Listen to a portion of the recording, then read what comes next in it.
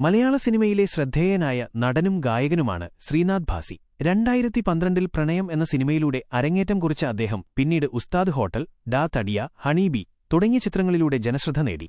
വരത്തൻ, ഭീഷ്മപർവം പോലുള്ള സിനിമകളിൽ അദ്ദേഹം ഗാനങ്ങൾ ആലപിച്ചിട്ടുമുണ്ട്. കഴിഞ്ഞ വർഷം പുറത്തിറങ്ങിയ മഞ്ഞുമ്മൽ ബോയ്സ് എന്ന ബ്ലോക്ക് ബസ്റ്റർ ചിത്രത്തിലെ സുപ്രധാന കഥാപാത്രങ്ങളിൽ ഒരാളായിരുന്നു ശ്രീനാഥ് ഭാസി. സിനിമയിൽ സുഭാഷ് എന്ന കഥാപാത്രത്തെ അവതരിപ്പിച്ച അദ്ദേഹം ഈ സിനിമയെക്കുറിച്ചുള്ള തന്റെ അനുഭവങ്ങൾ പങ്കുവയ്ക്കുകയാണിപ്പോൾ.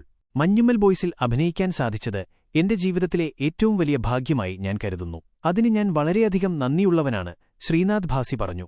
ഈ സിനിമയ്ക്ക് താൻ അത്രയധികം പ്രാധാന്യം നൽകിയത് കാരണം ചില സിനിമകൾ ഏറ്റെടുക്കാൻ സാധിച്ചില്ലെന്നും എന്നാൽ മികച്ച ഒരു സിനിമയുടെ ഭാഗമാകാനും അത് വിജയിക്കാനും കഴിഞ്ഞതിൽ സന്തോഷമുണ്ടെന്നും അദ്ദേഹം കൂട്ടിച്ചേർത്തു. 1 ടോക്സിന് നൽകിയ അഭിമുഖത്തിൽ ശ്രീനാഥ് ഭാസി ഈ കൂട്ടുകെട്ടിൽ നിന്ന് ഇനിയും നിരവധി നല്ല സിനിമകൾ വരുമെന്ന് സൂചന നൽകി. എന്റെ ജീവിതത്തിൽ അങ്ങനെയൊരു കഥാപാത്രം ചെയ്യാൻ പറ്റിയത് വലിയ ഭാഗ്യമായിട്ടാണ് തോന്നിയത്. ഞാൻ ഭയങ്കര ഗ്രേറ്റ്ഫുള്ളായിരുന്നു. ചില പടങ്ങളൊന്നും ചെയ്യാൻ പറ്റിയില്ല, മഞ്ഞുമ്മലിന് അത്രയും പ്രാധാന്യം കൊടുത്തതുകൊണ്ട്.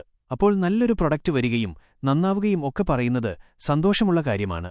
ആ കൂട്ടുകെട്ടിൽ നിന്നും ഇനിയും ഒരുപാട് സിനിമകൾ വരും, വലിയ വലിയ സംഭവങ്ങളുണ്ടാകും, അദ്ദേഹം വ്യക്തമാക്കി. 2024-ൽ പുറത്തിറങ്ങിയ മഞ്ഞുമ്മൽ ബോയ്സ് രചനയും സംവിധാനവും നിർവഹിച്ചത് ചിദംബരമാണ്. പറവ ഫിലിംസിന്റെ ബാനറിൽ ബാബു ഷാഹിർ, സൗബിൻ ഷാഹിർ, ഷോൺ ആന്റണി എന്നിവർ ചേർന്നാണ് ഈ ചിത്രം നിർമ്മിച്ചത്.